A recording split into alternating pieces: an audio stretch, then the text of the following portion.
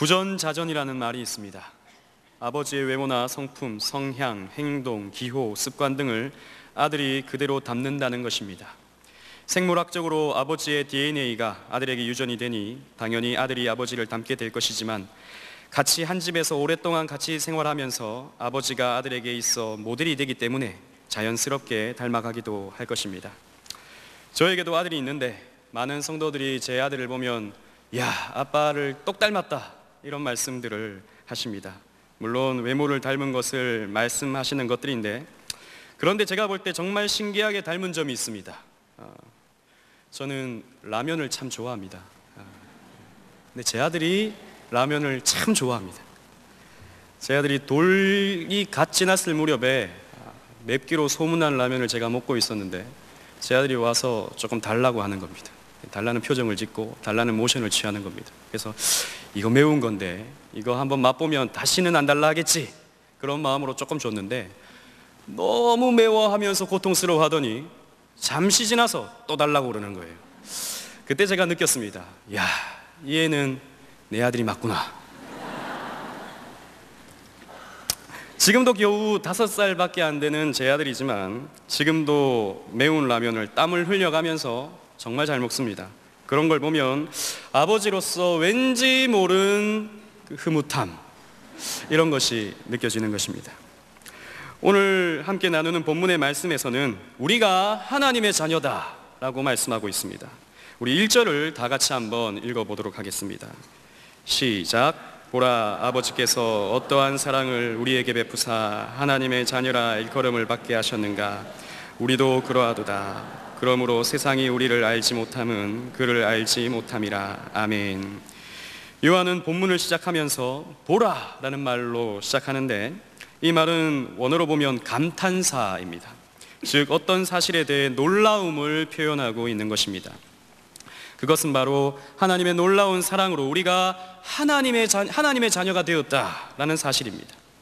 사랑의 하나님은 죄와 허물로 죽었던 저와 여러분들을 다시 살리시고 크신 사랑을 베풀어 주셔서 구원하셨으며, 뿐만 아니라 하나님의 자녀로 삼아 주셨습니다. 하나님은 우리를 아버지와 자녀의 관계로 부르신 것입니다.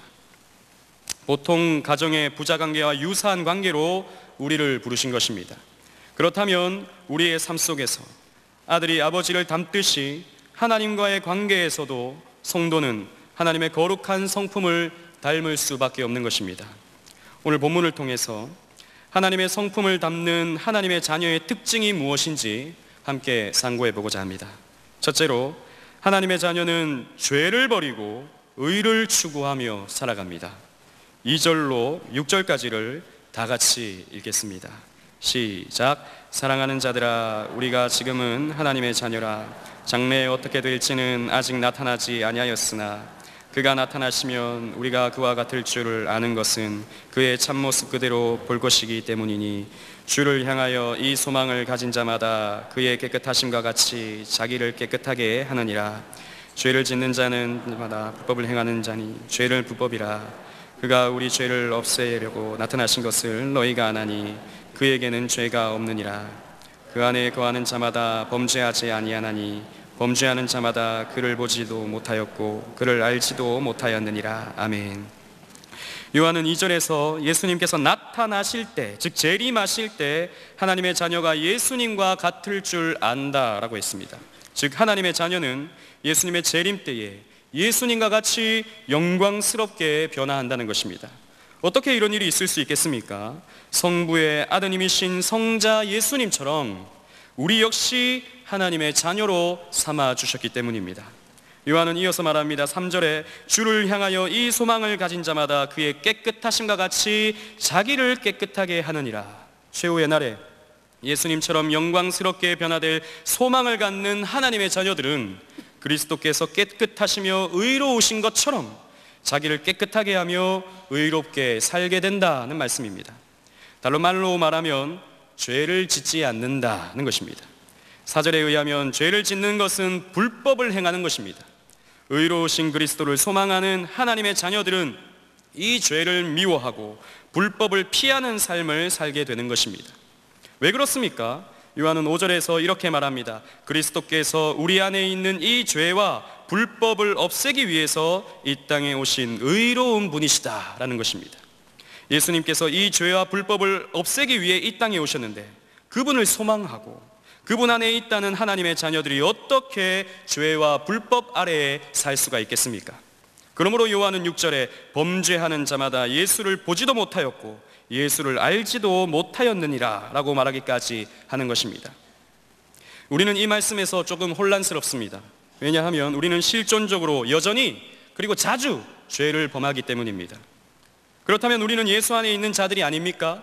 우리는 예수를 보지도 못하고 예수를 알지도 못하는 자들인 것입니까? 이 말씀은 우리가 예수를 믿으면 절대 죄를 짓지 않는다는 말씀은 아닙니다. 요한은 요한 1서 1장 8절에서 이렇게 말씀하고 있습니다. 만일 우리가 죄 없다고 말하면 스스로 속이고 또 진리가 우리 속에 있지 아니할 것이요 라고 했습니다. 진리 안에 있는 사람은 자신이 죄가 있음을 당연히 깨닫게 된다는 것입니다.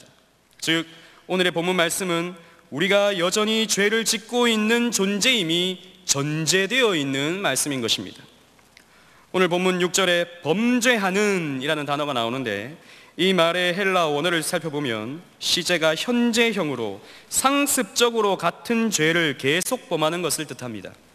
마치 하나님이 없는 것처럼 거침없이 죄를 계속해서 짓는 것은 결코 하나님의 자녀들이 할 수 없다라는 말씀인 것입니다.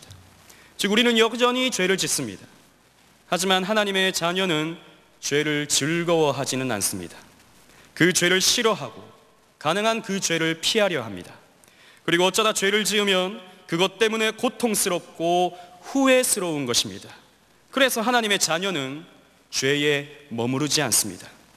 따라서 오늘의 본문의 말씀은 우리가 의로우신 그리스도 안에 있고 의로우신 하나님의 자녀가 되었으므로 죄를 미워하고 죄를 피하는 삶을 살아야 된다는 의로의 지향성을 갖게 된다는 말씀인 것입니다. 계속해서 우리 7절로 12절을 다 같이 읽도록 하겠습니다. 시작. 자녀들아 아무도 너희를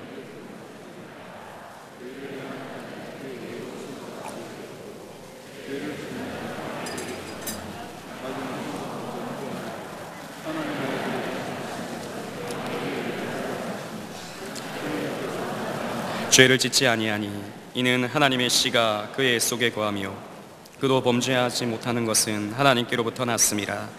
이러므로 하나님의 자녀들아 마귀의 자녀들이 드러나나니 무릇 의를 행하지 아니하는 자나 또는 그 형제를 사랑하지 아니하는 자는 하나님께 속하지 아니하니라. 우리는 서로 사랑할지니 이는 너희가 처음부터 들은 소식이라.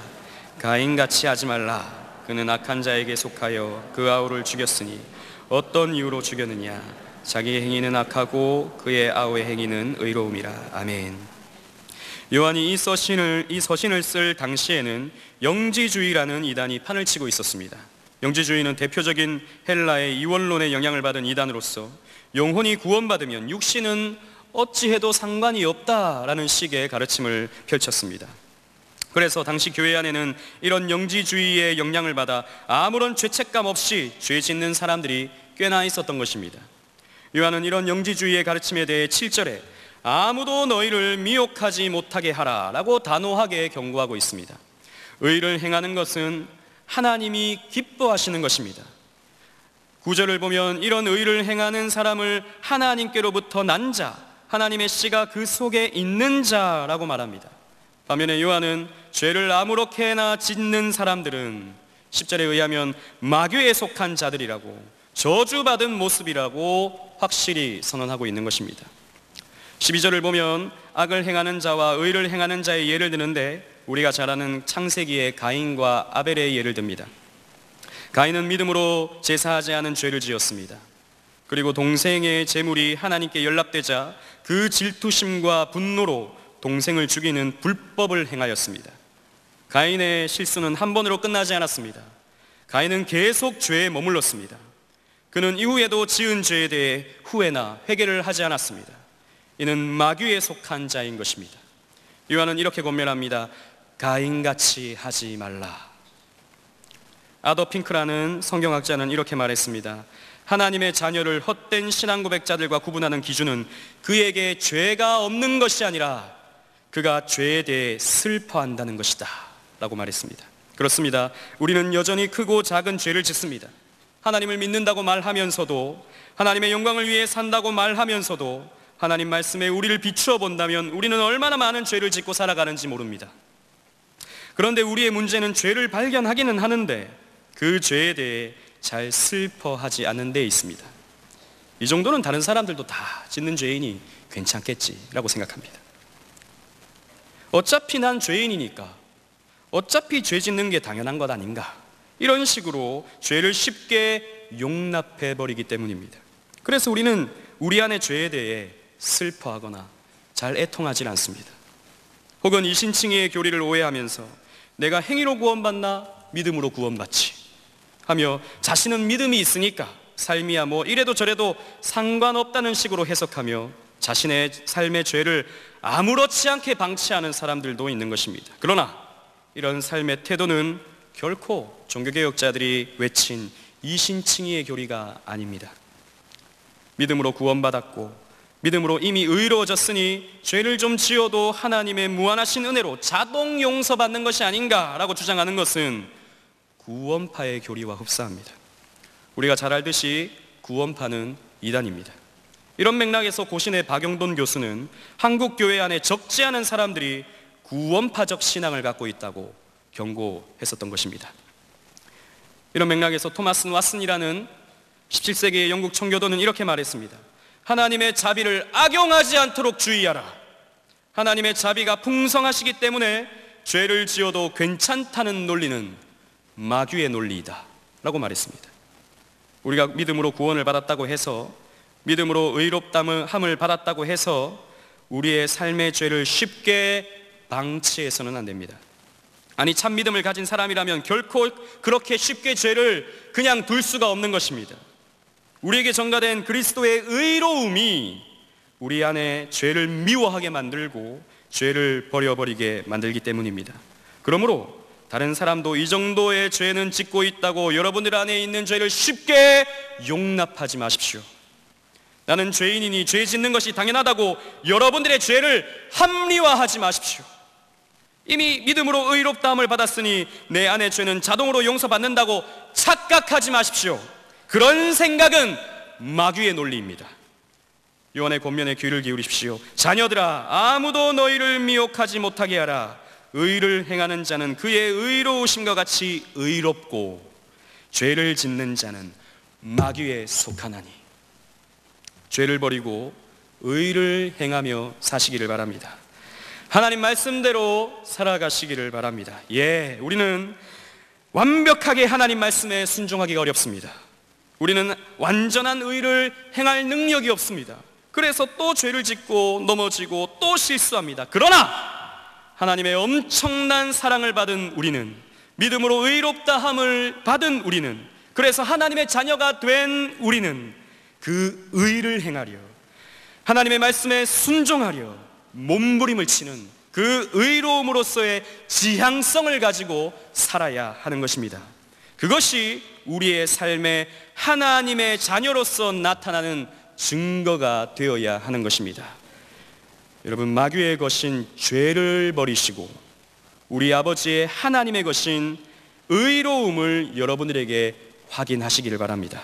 그래서 그 의로움으로 향하는 여러분들의 삶의 모습이 있다면 하나님의 자녀된 것을 감사하시고 기뻐하시기를 주님의 이름으로 축원합니다. 둘째로, 하나님의 자녀는 미움을 버리고 이웃을 사랑하며 살아갑니다. 13절로 17절까지를 다 같이 읽겠습니다. 시작. 형제들아, 세상이 너희를 미워하여도 이상히 여기지 말라.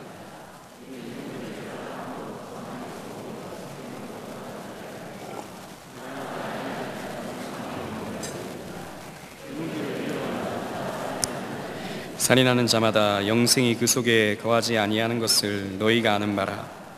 그가 우리를 위하여 목숨을 버리셨으니 우리가 이로써 사랑을 알고 우리도 형제들을 위하여 목숨을 버리는 것이 마땅하니라. 누가 이 세상의 재물을 가지고 형제의 궁핍함을 보고도 도와줄 마음을 닫으면 하나님의 사랑이 어찌 그 속에 거하겠느냐. 아멘. 요한은 13절에서 세상이 너희를 미워하여도 이상히 여기지 말라고 하였습니다. 이 서신이 쓰여질 당시 교회는 세상의 미움과 이단들의 미움을 한꺼번에 받고 있었습니다. 살아계신 하나님을 믿는데 진리를 행하는 우리가 왜 이런 고통을 겪나, 이런 생각을 성도들이 하고 있었던 것입니다. 요한은 그 원인을 14절에서 이렇게 설명합니다. 형제를 사랑하는 우리는 사망에서 옮겨 생명으로 들어갔지만 사랑하지 아니하는 세상 사람들은 사망에 머물러 있기 때문이다 라고 말하는 것입니다.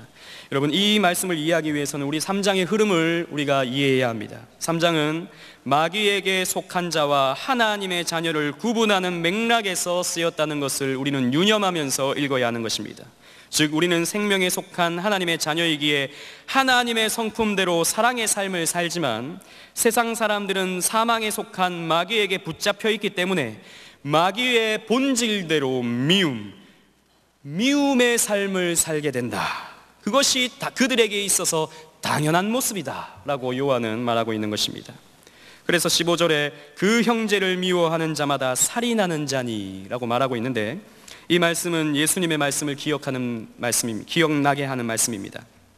예수님은 여자를 보고 마음에 음욕을 품은 자마다 간음했다라고 하였으며, 형제에 대하여 미워하고 욕을 하는 자는 심판을 받는다고 말씀하셨는데, 요한은 이런 예수님의 말씀의 맥락으로 하여 형제를 미워하는 것은 살인하는 것과 같다라고 말하고 있는 것입니다.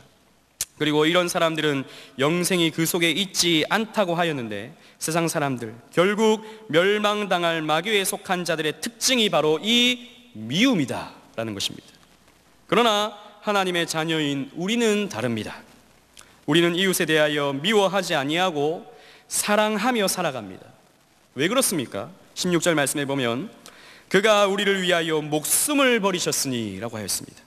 우리의 주가 되시는 예수 그리스도께서 우리에게 친히 사랑의 모범을 보여주셨기 때문입니다. 예수님은 우리를 사랑하사 우리를 위해 목숨까지 내어주셨습니다. 그래서 요한은 우리가 이로써 사랑을 알고 우리도 형제들을 위하여 목숨을 버리는 것이 마땅하니라 라고 말하고 있는 것입니다. 사랑의 최고 표현은 그리스도께서 보여주신 형제를 위하여 목숨을 버리는 것인데, 하나님의 자녀인 우리 역시 이런 자세로 형제들을 사랑해야 한다라고 말씀하고 있는 것입니다. 그래서 요한은 우리가 할 수 있는 형제 사랑의 예를 보여줍니다. 17절에 누가 이 세상의 재물을 가지고 형제의 궁핍함을 보고도 도와줄 마음을 닫으면 하나님의 사랑이 어찌 그 속에 거하겠느냐라고 하였습니다. 바로 어려운 이웃을 돕는 구제 사역이 우리가 나타낼 수 있는 이웃 사랑의 표현이다라는 것입니다. 이어서 우리 18절로 24절을 다 같이 읽도록 하겠습니다. 시작. 자녀들아, 우리가 말과 혀로만 사랑하지 말고 행함과 진실함으로 하자. 이로써 우리가 진리에 속한 줄을 알고 또 우리 마음을 주 앞에서 굳세게 하리니, 이는 우리 마음이 혹 우리를 책망할 일이 있어도 하나님은 우리 마음보다 크시고 모든 것을 아시기 때문이라. 사랑하는 자들아, 만일 우리 마음이 우리를 책망할 것이 없으면 하나님 앞에서 담대함을 얻고 무엇이든지 구하는 바를 그에게서 받나니, 이는 우리가 그의 계명을 지키고 그 앞에서 기뻐하는 것을 행함이라. 그의 계명은 이것이니 곧 그 아들 예수 그리스도의 이름을 믿고 그가 우리에게 주신 계명대로 서로 사랑할 것이니라.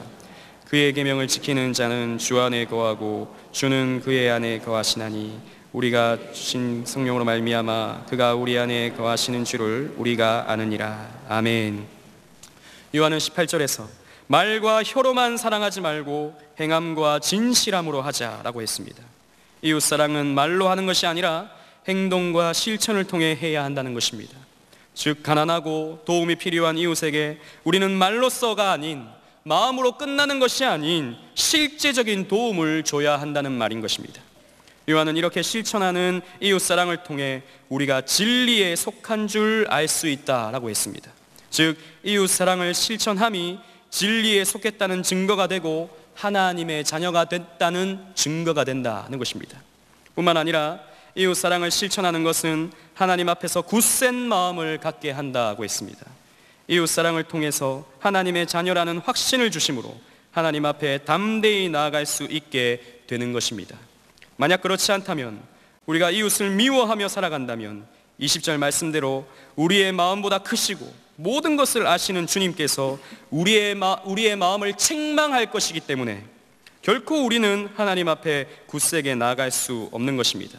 그러므로 우리는 이웃을 사랑함으로 내가 하나님의 자녀다라는 확신을 갖게 되고 하나님 앞에 담대히 나아가게 되고 내가 하나님께 구할 것을 구하고 또 구한 것을 받게 되는 것입니다. 여러분, 자기의 부모가 진짜 자신의 부모인 줄 아는 자녀라면 부모에게 굳세게 나아가는 것이 아니겠습니까? 당당히 부모에게 요구하는 것이 아니겠습니까? 엄마, 용돈 좀 줘. 아빠, 문제집 사야 돼. 돈 좀 줘. 뭐 맡겨놨습니까? 빚이라도 졌습니까? 그런데도 자녀는 당당합니다. 왜 그렇습니까? 자녀이기 때문입니다. 지금 요한은 이 말을 하고 있는 것입니다. 하나님의 자녀는 당당하게, 담대하게 하나님께 나아갈 수 있다. 요한은 다시 말합니다. 진정한 하나님의 자녀는 하나님의 계명을 지키는데 그 계명이 바로 23절의 말씀입니다. 그의 계명은 이것이니 곧 그 아들 예수 그리스도의 이름을 믿고 그가 우리에게 주신 계명대로 서로 사랑할 것이니라. 하나님의 자녀의 증명서는 바로 이웃을 사랑하는 것이다 라는 말입니다. 성경은 이웃 사랑을 일관되게 강조합니다. 하나님이 주신 율법의 요약인 10계명을 보십시오. 1계명부터 4계명까지는 하나님 사랑을 말씀하고 5계명부터 10계명은 이웃 사랑을 말씀합니다. 그리고 성경은 실제적인 사랑을 곳곳에서 명령합니다. 구약 성경을 보면 고아와 과부들에 대한 배려, 가난한 자들에 대한 여러 가지의 도움을 주라고 성경은 우리에게 명령하고 있습니다. 신약 성경에는 예수님도 늘 소외되고 가난한 자들과 함께 하셨으며 내 이웃을 내 몸과 같이 사랑하라고 우리에게 명령해 주셨습니다. 그래서 사도행전의 초대교회는 자기의 것을 자기의 것으로 여기지 아니하고 어려운 이웃과 함께 자신의 것을 나눔으로 이웃 사랑을 실천했던 것입니다. 그래서 성경을 보면 하나님 사랑과 이웃 사랑을 결코 분리시키지 않습니다. 하나님 사랑, 이웃 사랑은 항상 같이 가게 되어 있다는 말입니다. 하나님을 사랑하는데 이웃에게는 미움을 쏟아붓는다. 이건 뭔가 잘못됐다는 말입니다. 하나님을 사랑은 하는데 헐벗은 이웃에게는 무관심하다. 이것도 뭔가는 안 맞는 신앙이다 라는 말입니다. 하나님을 사랑하는 사람은 반드시 이웃을 사랑할 수밖에 없고 하나님의 자녀는 필연적으로 다른 사람을 향하여 사랑을 베풀 수밖에 없는 것입니다. 그렇기 때문에 교회는 반드시 구제에 힘써야 합니다. 교회 안에 가난한 성도들을 돌아보고 어려움을 당한 성도들에게 정성껏 구제하는 것은 하나님의 자녀인 교회가 반드시 해야 하는 일인 것입니다. 그래서 우리 교회도 연말이 되면 교회 안팎으로 어려운 이웃과 함께 사랑을 나누기 위해 힘을 쓰는 것입니다. 우리는 매년마다 송년음악회를 갖습니다. 여러분, 송년음악회에 사랑의 이웃 돕기라는 말을 꼭 첨가해 주시기를 바랍니다. 경향의 많은 기업들이 스폰서가 되어주고 많은 성도들이 찬조를 해주시며 또한 성도들이 티켓을 구입해 주심으로 우리는 더 많은 이웃들과 사랑을 나누어야 하기 때문입니다. 또한 연말을 비롯해서 시시때때로 집사회, 권사회에서 최선을 다해 구제금을 모아서 어려운 이웃들에게 전달하고 있습니다. 이 중요하고도 귀한 사업에 우리는 결코 형식적으로 임해서는 안 됩니다. 억지로 해서도 안 됩니다. 생색내기식으로 해서는 아무런 유익이 없습니다.